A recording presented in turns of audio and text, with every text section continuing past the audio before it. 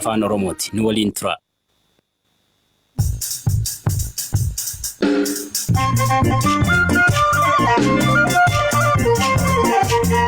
Akka mooltan dhaggeeffattoota keenyaa sagantaan keenya Kamisa galgalaa eegaleeraa kan isiniif dhiyeessu an Hamza Hussein. Sagantaa keenyarraa eegaluun dura mootota oduun gaggabaabsee isinitti hima. Jalqaba irratti turtii addaa Daayirektara Abbaa Taayitaa Biroodkaastii Itoophiyaa waliin taasisne isin biraan geenya. Dhimmoonni ijoon filannoo baranaa murteessuu danda'an maal fa'a kan jedhus xiinxalleerraa ogeessa seeraas affeerranneerra. Barcuma Finfinnee qabdu kun barcuma 21 kanarratti falmii guddaa gaggeeffama jedheen amana. Dizaayinara huccuu aadaa Oromoo addunyaa irratti beeksistee Firdoosaa Yuusuf keessummaa qophii keenya isheen eenyuuti? Huccuu haadha siiqee qopheessee waa'ee haadha siiqee waan taatees itti himee huccuu dorgommii san gubbarratti biyya 37 keessaa tokkoffaa baate jechuudha. Odeessaalee biyya alaas gaggabaabsinee isin biraan geenya nu faana turaa jenna. Qabiyyee fi bulchiinsa miidiyaa hordofuun kaayyoo isaa akka ta'e Abbaan Taayitaa Biroodkaastii Itoophiyaa hanqina namuusaaf rakkoolee miidiyaa biyyattii keessatti mudatan irratti tarkaanfii si'ataa fudhachuu dhabuu isaatiin yeroo baay'ee komatama. Haala kana hordofuunis yeroo nageenyi biyyaa yaaddoo keessa galu ni mul'ata. Ogeeyyiin miidiyaas bilisummaan gabaasuu dadhabne jedhanii komatu. Jijjiirama biyyattiin gama hundaan eegaleera jettu keessatti Abbaan Taayitichaa maal gumaachaa jira? Daayirektara Abbaa Taayitichaa Dr. Geetaachoo Dinquwaas istuudiyoo keenyatti affeerree gaaffiif deebii waliin taasisneerra tarkaanfii irratti maaliif rincicu? ታፍኖ የነበረ ሚዲያ በሚከፈትበት ጊዜ ወደ ሚዲያን ukkaanfamee ture yeroo gadhiifamu namoonni hundi karaa seera qabeessaan hojjetu jechuun dandeenyu. Tokko itti gaafatamummaadhaan odeeffannoo walqixa ta'e dhiyeessu. Kaan immoo waltajjii kana fayyadamuudhaan aantummaatiin ergaa gartuu yookiin immoo dhaaba siyaasaa tokko dabarsuu barbaadu. Yeroo kun ta'u wanta lama goona. Tokkoffaan dafnee tarkaanfii fudhachuutti hin deemnu. Sababiin isaas bilisummaan miidiyaa yoo cimeyyuu obsanii barbaada. Lammaffaan garuu yoo akkaataa itti odeeffannoon isaan dhiyeessan hawaasa irratti miidhaa kan geessisu ta'e jalqaba hordoffii gochuudhaan kun hojii darbe kana gootaniittu gara kanatti loogdaniittu jechuudhaan ni dhiyeessinaaf. Kun akka isaan ittiin of sirreessaniif. Kanaan sirraa didanii yoo itti fufan immoo kallattiin xalayaa akeekkachiisaanii kenninaaf. Sanarra dabarraan dursa tamsaasa isaanii yeroof qilleensa irraa kaasuudha. Ittaansuudhaan immoo eeyyamni isaanii kana qabu ta'a. የወሰደውንም ፈቃድ እንዲመልስ የማድረግ አሉ። Aangoon Abbaa Taayitichaa qabiyyeewwan TV fi raadiyoodhaan tamsa'an to'achuudha kan jedhan Dr. Geetaachoon qabiyyeewwan miidiyaa hawaasummaa garuu nun ilaallatu jedhu. አይመለከትም እንድንሰራ የተሰጠንን ስራዎች ነው nun ilaallatu.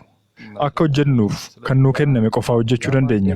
Nuti odeessaalee televezyiinii fi raadiyoo irratti gabaafamaniin alatti odeessa intarneetii irratti darbu to'achuudhaaf itti gaafatamummaa hin qabnu.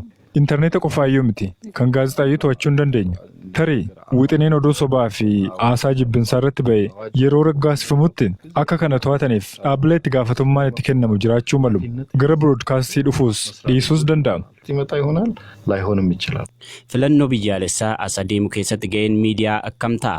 Gama kanaan Abbaan Taayitichaa qophii akkamii taasisaa jira kan jedhuuf wayita deebii kennan. የምርጫ አዘጋገብ ብዙ ጥንቃቄ Gabaasni filannoo irratti taasifamu of eeggannoo hedduu kan barbaachisuu fi beekumsa irratti hundaa'uu kan qabudha. Kana dhugoomsuudhaaf qophii barbaachisu gochuutti jirra. Akkaataa gabaasa filannoo irratti gaazexeessitoota leenjisaa jirra. Yeroo filannoo irrattis naamusni gaazexeessitootaa maal fakkaachuu qabaa kan jedhu irrattis boordii filannoo wajjiniin mariin taasifameera. Hin beekne yookiin immoo naaf hin galle jechuun dogoggorri akka hin uumamneef leenjiif marii dabalataas kanarratti qajeelchi qophaa'eera. Kanarratti dhaabbileen biyya keessaaf alaa nu gargaaraa jiran jiru. ውስጥም ዓለም አቀፍ ተቋማትም አሉ።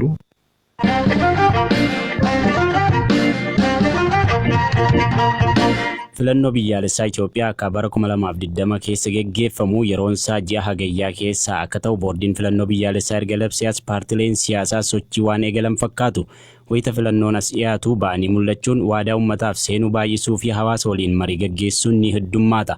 Maalumaafuu haala siyaasaa fi sochii paartilee amma biyya keessatti mul'achaa jiruun bu'aa filannoo kanaa qabxiileen murteessuu danda'an maal faa ta'uu danda'u laata? Dhimma kanarratti ka dubbisne ogeessi seeraa Dr. Heenok Gabbisaa filannoo baranaa ka duraarraa wanti adda godhu maal akka ta'e ibsuun eegala.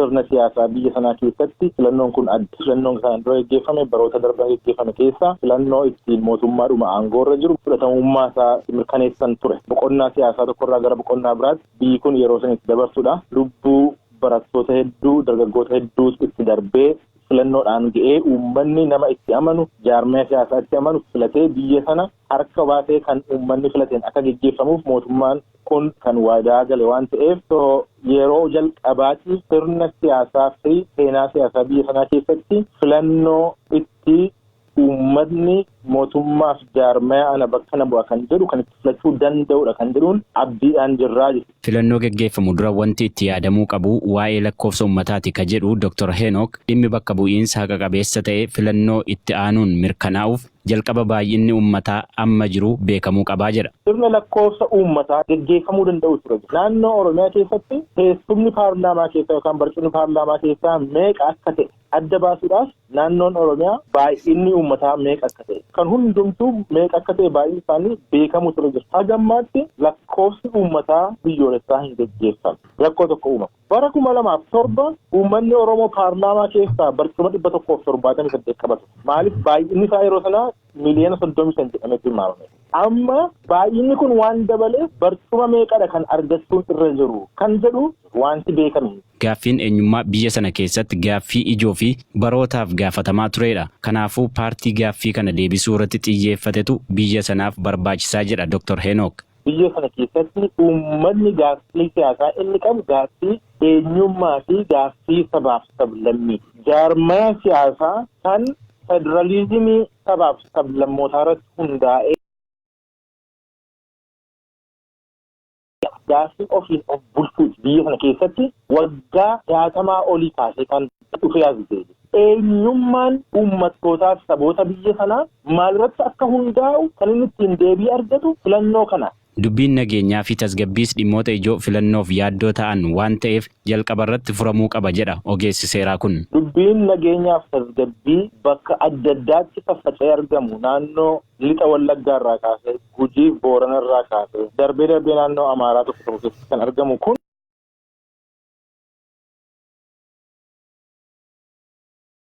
dhimmi kabiraan filannoo as deemaa jiru keessatti murteessaa ta'ee dhimma magaalaa Finfinneeti.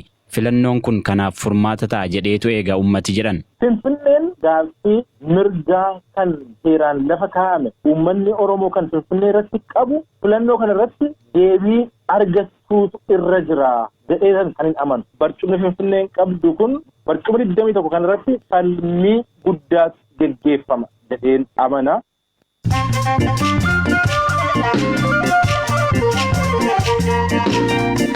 BBC Afaan Oromooti kan hordofaa jirtanii amma immoo oduu gaggabaaboo isinitti himaa Hirphaa Gammachuutiin. Koomishiniin mirgoota namoomaa Itiyoophiyaa gabaasa hojii ji'oota 6 darbanii mana maree bakka bu'oota uummataaf dhiyeesse komiiwwan hedduu keessummeesse. Koomishinarri koomishinichaa Dr. Daani'el Baqqaraa garuu ji'oota 6 darbanitti dhaabbata maqaa qofaan ture akka haaraatti ijaaruudhaaf hojjetaa turuudha himaniin. Magaalonni Chaayinaa lama Wuhaanii fi Huangyang jedhamanii vaayirasiin haaraa tamsa'uudhaan yaaddessinaan cufamaniin magaalota lamaan keessa namoonni miliyoona 18 ol kan jiraatan yoo ta'u tajaajilli geejjibaa fi balaliin xiyyaaraas haqameera. Liibiyaatti deeggartoonni Jeneraal Khalifa Haftar xiyyaarota imaltoota fe'anii buufata xiyyaara Tiripoolii qubatan aleeluudhaaf doorsaniin Jeneraal Haftar tarkiin buufata kana fayyadamuudhaan nurratti qiyyaafatte jechuun himataniin mootummaan dhaabbata biyyoota gamtoomaniin deeggaramu balalii xiyyaaraa addaan citeeyyuu deebisee eegaluudhaaf jiraachuu ibseera. Manni murtii yakkamtoota idil addunyaa duguuggaa sanyii Rohinjaa dhorkuudhaaf tarkaanfii akka fudhatu ibse. Walitti bu'iinsa loltoota Miyaanmaar wajjiniin tureen namoonni 10,000tti lakkaa'aman du'uudhaan 700 ol kanneen ta'an Baangilaadeeshitti baqachuu isaaniitu yaadatama.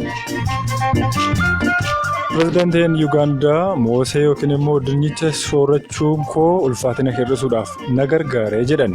Hoogganaan Yuugaandaa kun ulfaatina isaanii to'achuu dadhabuudhaan hamma kiiloogiraama 106 ulfaatus jedhameera. Oduun sa'aatii kanaaf qabadde isaanuma kana turan.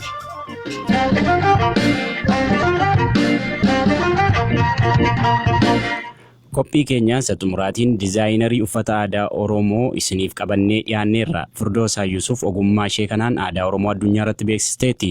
Dorgommii Italii qophaa'e irratti uffata haadha siiqqee gumaachuun dorgomtuu Qisaannat Mollaa jedhamtu faayuudhaan uffata sana dhalatte magaalaa Dirree Dhawaatti xinnummaa isheetti gara Kanaadaa imaluun achitti guddatte. Jalqabuma wayita gara Kanaadaa imalte uffata aadaatiin faayamtee akka itti ufte dubbatti. Baatii 5 Keeniyaan ture. Gaafaan Keeniyaarraa karaa Kanadaa seenu huccuu 8 aadaa Oromootiifiin boorsaan kiyya. Saniiniin gaa Torontoo seene achumaanis asumaan hojjedhuutiin gaa 2005dha yeroo duraatiif as dhufe. Akka Itoophiyaatti yoo kalaaltu taate huccuun aadaa yoo kam taate takka 2-3 dabra. Akka Oromiyaatti kanummaan galmeeffamee jiru ha 10 takka san caalaa qabu. Keenya baay'inni isaa madaraka qophaa isaa yoo qopheeffatte malee baay'ee si rakkisa.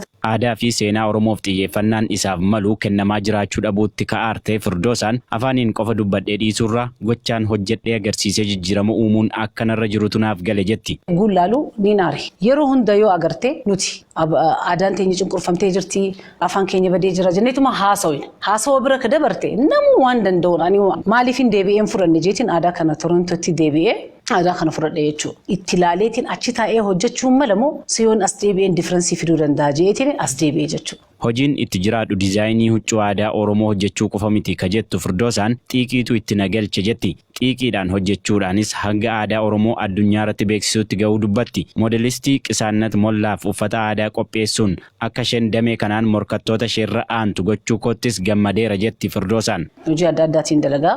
Kanaafuu waa'ee gartee huccuu tana xiiqumaa itti nanaqee kana hundarra garuu immoo kana gammachiise. Gizee duraatiif waa'ee Women Progress jedhamu tokkotu Xaaliyaanitti dorgommii micoon dhalattuu Tigraay Qisaannat Mollaa jaaniin isiin sun dhuftee Firdoosaanaan jette. Akkana kanattiin deemuu deema biyya 33 addunyaa gurguddoo tanaatu irra hirmaata. Kanaafuu maal ani huccuu Oromoo jettee huccuu takka agarsiiste. San booda anaatu si qopheesse jetiin huccuu haadha siiqee qopheessee waan isaa hundaa wajjin itti kannee waa'ee haadha siiqee waan taatees itti himee akkasitti deemtee jechuudha. Micoon dorgommii san gubbarratti biyya 37 keessaa tokkoffaa baate jechuudha. Huccuun teenya addunyaa irratti tokkoffaa baate jechuudha. Akka Firdoosaan jettutti namoota bebbeekamoo uffata aadaa Oromoo uffisuun addunyaa irratti beeksisuun mala ittiin huccuu aadaa Oromoo beeksistu keessaati. Beekamoota warra wallisoota hunda isaanii kottaa jeetiin huccuutti itti kaa'e. Akkuma nuti isaaniif akkas godhuu turretti kunis ka isaaniiti barsiisuu qaban yeroodha. Manni utubaa malee hin dhaabbatu. Wanti Oromoon keessa hin jirre ka bareedus natti hin fakkaatu. Ka tolullee natti hin fakkaatu, ka dhaabbatullee natti hin fakkaatu. Dur carraalee akkanaa jarumaatu huccuu isaanii qopheessa. Huccuun huccuma takkaa qophaa'ee kan namaaf jechuudha. Kanuma kililii takkaa hin harkattu carraa san hin harkattu. So yoo dhufnee carraa harkan hundarratti waa'ee waan bareedina keenyaatii fi qabeenya keenya yoo kabaasnu taate carraa ni harkan. So ammallee ittiin fufa. Huccuu qofa osoo hin taane ergaa uffatisuun baatus duukaa akka dabarsaa jirtu dubbatti. Namoota waltajjii addunyaa irratti beekaman huccuu aadaa Oromoon faayuun hojii isheeti. Pirezidaantii Ameerikaa Doonaald Tiraamp uffistee beekti. Maaliif laata? Maaliifin Tiraamp filadhee beektaa? Ilaalcha Afrikaaf qabus kana dura waan dubbatees ni jira. Namuu akkasitti ilaala. Gaxxiqeessee ilaala Afrikaa tana. Yeroo san harkadhe uffisee waaniin itti himuus waaniin qabu jecha. Waan himtu qabaachuu qabda. So Tiraampitti waaniin filadheef yeroo nani huccuu gadaa uffisuuf, huccuu abbaa gadaa uffisuuf waa'ee gadaa akkaan itti himee ana qullii miti. Afrikaaf ilaalcha inni qabu san akka jijjiiruudhaaf carraan tiyya kaniin ani isa filadhe. Aadaa fi seenaa Oromoo guddisuu keessatti hojii guddaatu hafa jetti Firdoosaan. Kanaafis waan ta'uu qabu akeekti.